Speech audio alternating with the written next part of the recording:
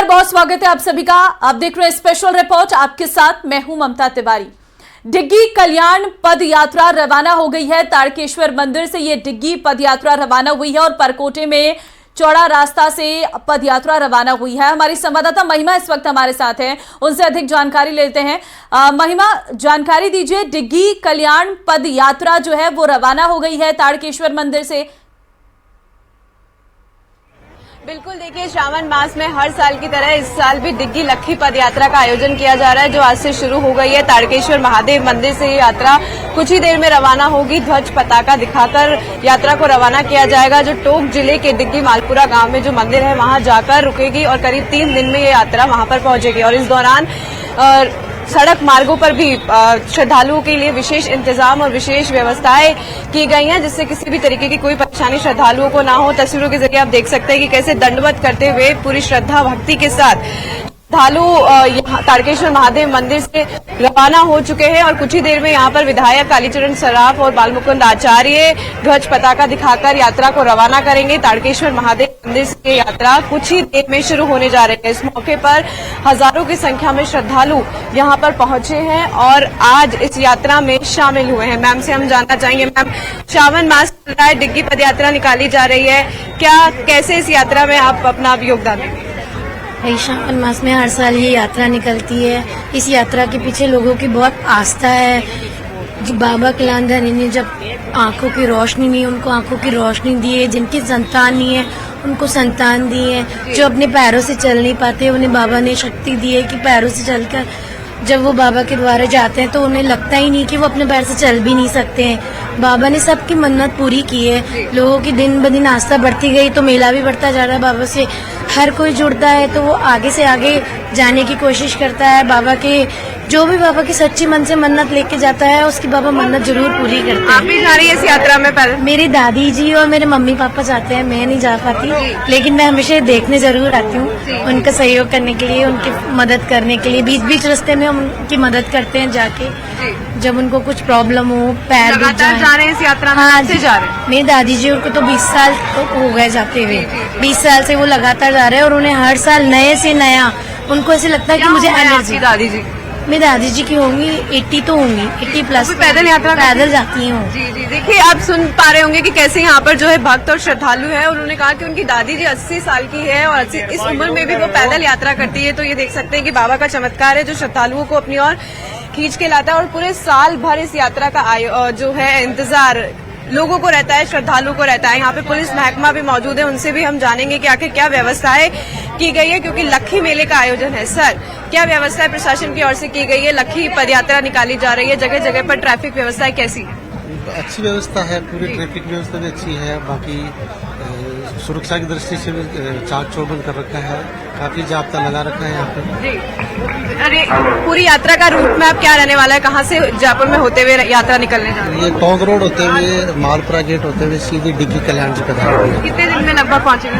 3 से 4 दिन का समय। बीच में कुछ व्यवस्थाएं खासतौर पर श्रद्धालुओं के लिए की गई है, सुरक्षा की दृष्टि से टेंट्स वगैरह लगाए गए हैं, भंडारे लगाए गए हैं। हाँ, जगह जगह भंडारे लगा रखे श्रद्धालुओं के खाने पीने के लिए। अच्छी माकूल व्यवस्था है, यातायात की अच्छी व्यवस्था है। प्रशासन चाक चौबंद है, यात्रा सफल हो यही कामना करते हैं। देखिए, पुलिस प्रशासन की ओर से भी पूरा चाक चौबंद कर रखा है। उन्होंने बताया कि टोंक रोड होते हुए, अजमेरी गेट होते हुए ये यात्रा जो है डिग्गी कल्याण जी पहुंचेगी और करीब 2 से 3 दिन का समय यात्रा को पहुंचने में लगेगा। और बीच रास्ते में सभी व्यवस्थाएं की गई है। मैं आपको बता दूं, यात्रा निकलने से पहले पीडब्ल्यूडी मिनिस्टर यानी कि दिया कुमारी ने भी पूरी सड़कों का जायजा लिया था और सड़कें भी ठीक करवाई थी, ताकि सड़क मार्ग से किसी को भी, श्रद्धालु को परेशानी ना हो और अच्छे से यात्रा की जा सके। और आप देख सकते हैं ये जो गजराज है यहाँ पर, इनको ध्वज पताका दिखाई जाएगी और उसके बाद ही जो है यात्रा रवाना होगी। गजराज पर जो है अभी थोड़ी ही देर में बालमुकुंद आचार्य, विधायक और कालीचरण सराफ हमें यहाँ दिखाई देंगे, जो ध्वज पताका को दिखाकर इस यात्रा को रवाना करेंगे। लक्खी मेले का आयोजन इसे कहते हैं क्योंकि इसमें लाखों की संख्या में श्रद्धालु उमड़ते हैं और इस पदयात्रा में शामिल होते हैं। बड़े से बड़ा और छोटे से छोटा आदमी यहाँ पे जो है इस यात्रा में हमें नजर आता है। खासतौर पर महिलाएं भी बड़ी संख्या में इस यात्रा का पार्ट बनती है। सावन महीने का मास चल रहा है, महीना चल रहा है, ऐसे में यात्राओं का दौर भी अब शुरू हो चुका है। गलता तीर्थ की बात करें तो गलता तीर्थ से कांवड़िए यहाँ पर पहुंचे और यहाँ से यात्रा में शामिल होकर वो डिग्गी कल्याण यात्रा में जुटेंगे और वहां पर पहुंचेंगे। और सावन मास में ऐसे ही यात्राओं का दौर लगातार जारी रहेगा। तारकेश्वर महादेव मंदिर से यात्रा कुछ ही देर में शुरू होगी और श्रद्धालुओं से हम बातचीत करेंगे और जानेंगे कि आखिर यात्रा में वो पहुंचे हैं, कैसा उनको उत्साह है। आज आप यात्रा में शामिल हुई है, यात्रा में जा रही है लक्खी पद यात्रा में? नहीं, हम नहीं जा रहे। देखने आए आप यहाँ? हाँ, देखने आए, बाबा के दर्शन करने रोज आते हैं। जी जी, क्या कहना चाहेंगे सर, आज आयोजन हो रहा है? हाँ, दर्शन देखने आते हैं, दर्शन करने देखने आते हैं, जी दर्शन करने आते हैं, देखने आते हैं लक्खी पद यात्रा में। सर, आप पद यात्रा में जा रहे हैं? हाँ, पैदल यात्रा में जा रहे हैं, कल्याण बनी गए। कहाँ से हैं आप? हम आए हैं काड़वाड़ के पास पचार गांव से। कितने दिन लगेगा यात्रा में जाने को? हमारे को 4 दिन लगेगा। क्या तैयारियां की है यात्रा में जाने के लिए? हर साल जाते हैं? हाँ, हर साल जाते हैं हम लोग। हाँ, कैसे क्या तैयारियां, कितना उत्साह रहता है, क्यों जाते हैं? बहुत अच्छा लगता है हमारे को, तो शांति से काम होता है। सर, क्या कहना चाहिए? आज बहुत उल्लास का विषय है। आज डिग्गी कल्याण जी की यात्रा निकल रही है, वो 4 दिन के अंदर पहुंचेगी और हर साल की बात है, ये धूमधाम से मनाई जाती है और जगह जगह प्रसादी बंटती है और जगह जगह स्वागत होता है। डिग्गी कल्याण जी की मान्यता है कि जो भी यात्री जाते हैं उनकी मनोकामना पूर्ण होती है। मैम से जानना चाहेंगे राधे सर। राधे दीदी, राधे राधे। सर, हम डिग्गी जा रहे हैं, हर साल जाते रहते हैं डिग्गी, और वो शक्तिपीठ में नंबर 1 है। शानदार मेला पड़ता है, सबकी सुनता है वो बाबा, सबकी सुनता है।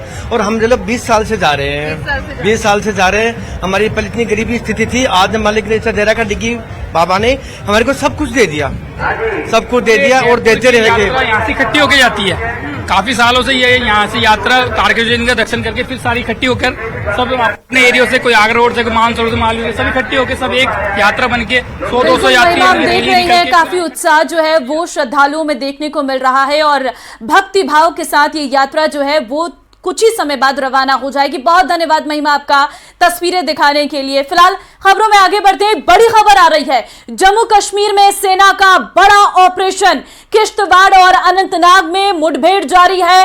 किश्तवाड़ में सेना और पुलिस का ऑपरेशन, सुरक्षा बलों ने 2 आतंकियों को घेरा है। अनंतनाग के कोकेरनाग में आतंकियों से मुठभेड़ हुई है। कोकेरनाग में आतंकियों से मुठभेड़ की जानकारी सामने आ रही है। आतंकियों की गोली से एक नागरिक की मौत और एक घायल बताया जा रहा है। जम्मू कश्मीर में आतंकियों से मुठभेड़ में 2 जवान भी शहीद हुए हैं। बड़ी जानकारी इस वक्त हम आपको दे रहे हैं, जहां पर बड़ा ऑपरेशन सेना का इस वक्त लगातार जारी है।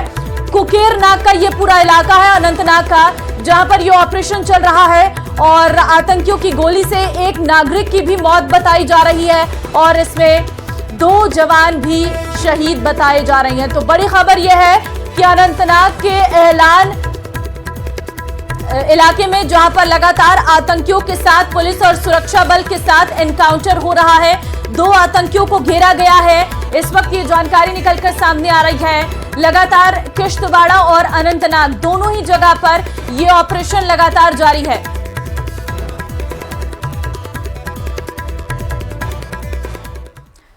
एक और बड़ी खबर आपको देंगे, अनंतनाग के एलान गागर मांडू इलाके में आतंकियों के साथ पुलिस और सुरक्षा बल के साथ एनकाउंटर हो रहा है। अधिकारियों के मुताबिक जम्मू कश्मीर के अनंतनाग जिले में आतंकवादियों के साथ मुठभेड़ में 2 जवान शहीद हो गए। वहीं आतंकियों की अंधाधुन और इधर उधर फायरिंग की करने की वजह से 2 नागरिक भी घायल हुए हैं, जिनमें एक की मौत हो गई है। सेना ने खुफिया जानकारी पर काम करते हुए जम्मू कश्मीर पुलिस और सीआरपीएफ के साथ एक जॉइंट ऑपरेशन चलाया है। अनंतनाग के कोकेनाग इलाके में आतंकियों से मुठभेड़ हो गई, जिसमें लॉन्स नायक प्रवीण शर्मा और हवलदार दीपक कुमार यादव शहीद हो गए। फिलहाल कोकेरनाग में तेज बारिश हो रही है, जिस वजह से ऑपरेशन में दिक्कतें हो रही हैं। हालांकि ऑपरेशन लगातार जारी है। तो आतंकियों का ये कारनामा एक बार फिर से निकलकर सामने आया है, जहां पर एक नागरिक की मौत, एक घायल, और इस दौरान मुठभेड़ के दौरान सेना के 2 जवान भी घायल की भी शहादत हुई है। ये जानकारी इस वक्त निकलकर सामने आई है। दरअसल आपको बता दें कि आतंकियों की तरफ से लगातार ताबड़तोड़ फायरिंग की जा रही है और एक तरफ मौसम भी खराब है, बारिश हो रही है, जिस वजह से ऑपरेशन में दिक्कत आ रही है, लेकिन ऑपरेशन इस वक्त लगातार जारी है। बांग्लादेश की बगावत की अब सरहद लांघकर पाकिस्तान पहुंच गई है। पाकिस्तान के आर्मी चीफ ने जनता को धमकी दी है। जनरल असीम मुनीर की वार्निंग है कि अगर कोई अराजकता पैदा करने की कोशिश करेगा तो उसके खिलाफ सख्त एक्शन लिया जाएगा। जनरल की इस धमकी के बाद पूरी दुनिया के अखबारों में यह खबर छप रही है कि क्या पाकिस्तान डर गया है, क्या वहां की सेना को डर सता रहा है कि पाकिस्तान का हाल भी बांग्लादेश जैसा ना हो जाए। ये रिपोर्ट देखिए। इस्लामाबाद एयरपोर्ट के रनवे पर विमान खड़ा है। प्रधानमंत्री शहबाज शरीफ के आवास की ओर आक्रोशित भीड़ लगातार बढ़ रही है। हेडक्वार्टर रावलपिंडी में बैठे आर्मी चीफ असीम मुनीर ने सरेंडर कर दिया है। बलूचिस्तान की बौखलाई आवाम देश को जला डालने पर आमादा है। प्रधानमंत्री शहबाज शरीफ के पास पद से इस्तीफा देने और अपने भाई नवाज शरीफ के पास भागने के अलावा कोई चारा नहीं बचा है।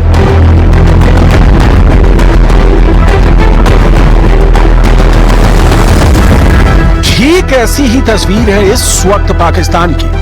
बांग्लादेश के बगावत वाले नारे लाहौर, कराची से लेकर अब खैबर पख्तूनख्वा में गूंज रहे हैं। प्रधानमंत्री शहबाज शरीफ की मिली जुली सरकार खौफ में है। पाकिस्तान में ऑपरेशन लेपर्ड शुरू हो गया है। इस्लामाबाद में गली गली थ्रेट लेटर के पोस्टर टंग गए हैं। 1971 में पाकिस्तान से अलग बना बांग्लादेश 2024 में पाकिस्तान से कटकर बनेगा बलूचिस्तान। आक्रोश की आंधी अक्सर सरहदें लांघ जाती हैं। शोषण सीमाओं के भीतर कभी कैद नहीं होता। आवाम के खिलाफ अत्याचार की मीनारें हुकूमत चाहे जितनी ऊंची कर ले, उसका एक दिन धूल धूसरित होना तय होता है। बांग्लादेश में शेख हसीना सरकार का पतन इसका ज्वलंत उदाहरण है। श्रीलंका सरकार की जल्दी तस्वीरें आपके जहन में अब भी ताजा होंगी। कहा जा रहा है कि अब बारी पाकिस्तान की है। पाकिस्तान जहां पिसती सिसकती आवाम अपने हुक्मरानों और आर्मी की बंदूकों की नली का मुंह बंद करने के लिए कूच करने वाली है। पाकिस्तान में बांग्लादेश की तरह ही अब छात्र सड़क पर उतरने वाले हैं। इमरान खान की पार्टी पीटीआई के स्टूडेंट विंग ने पैदल मार्च का ऐलान किया है। पाकिस्तान के नेशनल काउंटर टेररिज्म अथॉरिटी ने एक थ्रेट लेटर जारी किया है। अथॉरिटी ने पाकिस्तान सरकार को किसी भी अप्रिय घटना से बचने के लिए अत्यधिक सतर्कता और सावधानी बरतने की सलाह दी है। सूत्रों के मुताबिक यह आंदोलन होस्टाइल इंटेलिजेंस एजेंसियों की तरफ से फंडेड और गाइडेड है। थ्रेट लेटर यानी चेतावनी वाले खत में लिखा गया है कि पीटीआई के कुछ शरारती तत्व अपने युवाओं को लामबंद कर छात्रों को आगे रखकर कानून व्यवस्था को खराब करने की कोशिश में हैं। अदियाला जेल में करप्शन के केस में बंद पूर्व प्रधानमंत्री इमरान खान ने 13 और 14 अगस्त को हर पक्ष में हिलाल और पर्च में इंसाफ के साथ सड़कों पर उतरने की अपील की है। पाकिस्तान की आजादी की रात भर जागने के लिए इमरान खान ने अपील की है। शहबाज सरकार के लिए ये मुसीबत नई नहीं है, लेकिन इस बार आंदोलन की तीव्रता शहबाज सरकार के लिए खतरे की घंटी है। ऐसा कहने का सॉलिड आधार आपको जरूर देखना चाहिए, क्योंकि आवाम की आवाज को बोतलों में बंद करने की हुकूमत और सेना की कोशिशें अब बेकार साबित हो रही हैं। पहली वजह महंगाई, दूसरी वजह बेरोजगारी, तीसरी वजह विदेशी कर्ज, चौथी वजह आतंकवाद, पांचवी वजह हुकूमत का भ्रष्टाचार, छठी वजह आर्मी का अत्याचार, सातवीं वजह विपक्षी पार्टी को कुचला जाना, आठवीं वजह बलूचिस्तान के हक का मारा जाना, नौवीं वजह पाकिस्तान अधिकृत कश्मीर में ज्यादती, 10वीं वजह गली गली बेरोजगारों की फौज। दलदल में धंसता जा रहा है पाकिस्तान। अराजकता का आलम ऐसा है कि मुल्क तिनके सा बहा जा रहा है और भविष्य में इससे उबरने की कोई आस भी नहीं दिख रही है। तख्ता पलट के माहौल के बिल्कुल अनुकूल हो चला है, लेकिन परेशानी यह है कि वर्तमान आर्मी जनरल असीम मुनीर में भी इतनी ताकत नहीं बची कि कौम का कानून तोड़ने वालों को कुचल सके। यही वजह है कि कहा जा रहा है कि बांग्लादेश के बाद अब बारी पाकिस्तान की है।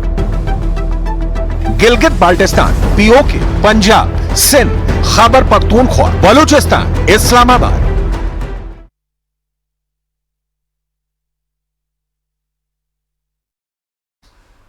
और इस वक्त एक बड़ी खबर आ रही है बांग्लादेश से, जहां कई जगहों पर हिंदुओं के खिलाफ हुई हिंसा के विरोध में हिंदुओं ने बड़ा प्रदर्शन किया है। लाखों की संख्या में सड़कों पर उतरे हैं। हिंदुओं ने बांग्लादेश में जारी हिंसा का विरोध किया है। बांग्लादेश की राजधानी ढाका से लेकर चटगांव और पंचगढ़ तक हिंदुओं ने हिंसा के खिलाफ प्रदर्शन किया है और ढाका की सड़कों पर हिंदू समुदाय के हजारों लोगों ने प्रदर्शन किया। प्रदर्शन कर रहे लोगों ने हिंदुओं की सुरक्षा के लिए कदम उठाने की मांग की है और अल्पसंख्यक सुरक्षा आयोग की मांग भी की है। प्रदर्शनकारियों ने मांग की है कि सरकार उन लोगों को मुआवजा दे जिन्होंने अपनी संपत्ति को खो दिया है, जिन मंदिरों को तोड़ दिया गया है, उनका एक बार फिर से निर्माण किया जाए।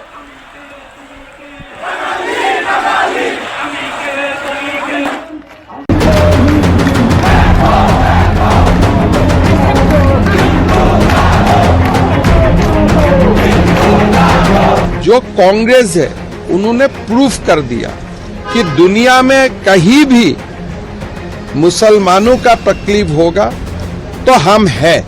सबके मुंह सिले हुए हैं, इसलिए सिले हुए हैं क्योंकि इनके मालूम है कि बांग्लादेश को हिंदू उनका वोटर नहीं होगा।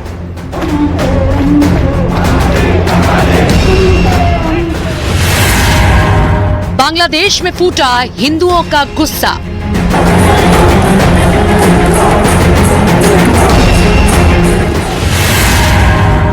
बांग्लादेश की सड़कों पर उतरे लाखों हिंदू।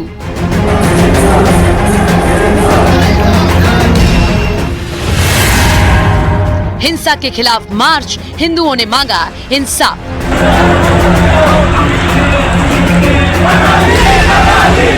लाखों की भीड़, ऐसा जन सैलाब बांग्लादेश में या तो उसकी आजादी के आंदोलन में दिखा था या तो अब हिंदुओं के खिलाफ हुई हिंसा के बाद दिखा है।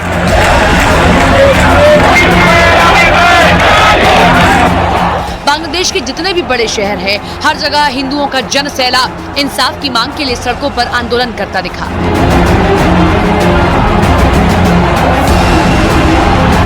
वो चाहे बांग्लादेश की राजधानी ढाका हो, चटगांव हो या फिर उत्तर बांग्लादेश का पंचगढ़ हो, हर जगह जो तस्वीरें आई वो वहां हिंदुओं की एकता और उनके ऊपर हुई बर्बर जुल्मों की कहानी को बयां कर रही है। बांग्लादेश में हिंदुओं के ऊपर हुए हमलों और मंदिरों को तोड़े जाने के खिलाफ सबसे बड़ा जन सैलाब चटगांव में दिखा। लाखों की संख्या में हिंदू प्रदर्शन में दिखे और सभी ने हिंसा का जमकर विरोध किया। बांग्लादेश की सड़कों पर हिंदुओं के खिलाफ हिंसा का तगड़ा विरोध राजधानी ढाका में दिखा। हजारों की संख्या में हिंदू समाज के लोग ढाका की सड़कों पर इंसाफ की मांग के साथ उतरे। हिंदू समुदाय के खिलाफ हो रहे अत्याचारों के विरोध में बड़ी संख्या में हिंदू बांग्लादेशी नागरिक ढाका में सड़क पर उतरे। सैकड़ों लोगों ने सुरक्षा, कानून व्यवस्था की स्थापना और एक धर्मनिरपेक्ष बांग्लादेश की मांग को लेकर नारे लगाते हुए राजधानी ढाका के शाहबाग चौराहे तक मार्च भी किया। उधर बांग्लादेश के उत्तरांचल के पंचगढ़ से भी हिंदुओं के विरोध प्रदर्शन की तस्वीरें आई। वहां भी सैकड़ों की संख्या में हिंदू प्रदर्शन करते दिखे। बांग्लादेश में हिंसा भड़काने के बाद कई हिंदू घरों, मंदिरों और व्यवसायों को निशाना बनाया गया। कई जगह हत्याएं हुई, जिसके विरोध में हिंदुओं का गुस्सा फूट पड़ा और वो सड़क पर उतर आए।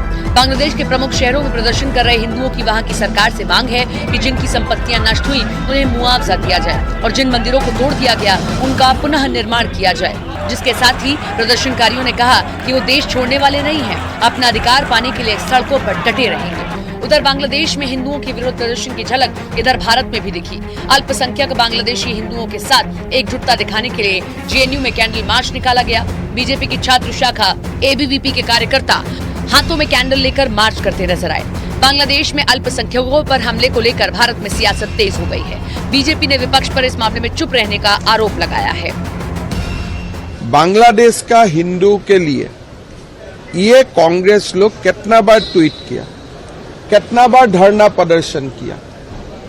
आज जो कांग्रेस है उन्होंने प्रूफ कर दिया कि दुनिया में कहीं भी मुसलमानों का तकलीफ होगा तो हम हैं, लेकिन हिंदू का तकलीफ है हम नहीं है। हम खाली हिंदू का बीच में हिंदू को जातियों में तोड़ने का काम ही हमारा मकसद है। याद रखना, जो बांग्लादेश में हो रहा है, जो चर्चाएं हो रही थी अभी, वहां 90% जो हिंदू बचा है वह दलित समुदाय से है। और मैं इसीलिए कहना चाहूंगा ये जो सबके मुंह सिले हुए हैं, इसलिए सिले हुए हैं क्योंकि इनके मालूम है कि बांग्लादेश को हिंदू उनका वोटर नहीं होगा। वह हिंदू है, ये हो सकता है उसकी गलती हो, लेकिन हम उसको गलती नहीं मानते, हम उसको मानते हैं उसका सौभाग्य है कि वो हिंदू है और उसकी रक्षा करना हम सबका दायित्व है। बीजेपी के आरोपों पर कांग्रेस ने भी पलटवार किया। कांग्रेस के सीनियर नेता जयराम रमेश ने सोशल मीडिया प्लेटफॉर्म पर किए गए पोस्ट में लिखा कि कांग्रेस पार्टी बांग्लादेश के अल्पसंख्यकों पर हुए हमले पर चिंता व्यक्त करती है। पड़ोसी मुल्क बांग्लादेश में अंतरिम सरकार का गठन हो चुका है, लेकिन अभी भी हालात तनावपूर्ण हैं। राजधानी ढाका समेत कई शहरों की सड़कों से पुलिस गायब है और सेना ने पूरी तरह मोर्चा संभाल लिया है। अभी भी वहाँ से हिंसा की खबरें आ रही हैं और इस हिंसा की आंच विदेशों तक जा पहुंची है। लंदन और फिनलैंड में बांग्लादेशी हिंदुओं के साथ एकजुटता दिखाते हुए प्रदर्शन किए गए। लंदन में संसद भवन के सामने सैकड़ों की संख्या में लोग हाथों में तख्तियां लेकर प्रदर्शन करते दिखे, तो वहीं फिनलैंड में भी लोग प्रदर्शन करते नजर आए हैं। बांग्लादेश में शेख हसीना के तख्ता पलट के बाद से ही वहां के हालात अच्छे नहीं हैं। बांग्लादेश के मौजूदा राजनीतिक हालात के कारण वहां का उद्योग एवं व्यापार पूरी तरह ठप पड़ा है। ऐसे में भारत के पास मौका है गारमेंट उत्पादन को बढ़ाने का सुनहरा मौका है, क्योंकि गारमेंट उत्पाद खरीदने वाले दूसरे देश अब भारत की तरफ उम्मीद से टकटकी लगाने लगे हैं। ये रिपोर्ट देखिए।